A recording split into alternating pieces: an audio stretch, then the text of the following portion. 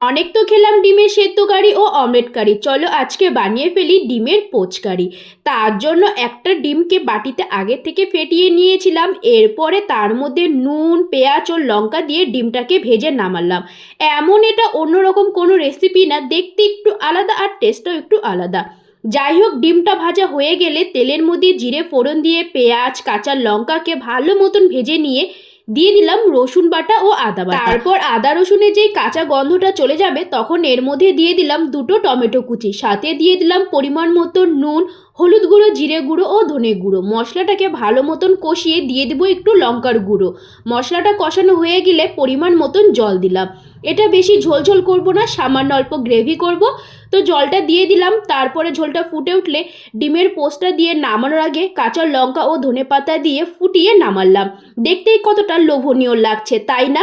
তোমরা কারা কারা ডিমের পোচকারি খেতে পছন্দ করো অবশ্যই কমেন্টে জানিও। আর এটা দেখতে পাচ্ছ কত পুরনো ভিডিও, যখন আমি বেশ অনেক মোটা ছিলাম। তো যাই হোক, এই ডিমের কারিটা কিন্তু খেতে খুবই ভালো হয়েছিল। তোমরা যারা যারা খেয়েছো অবশ্যই জানিও।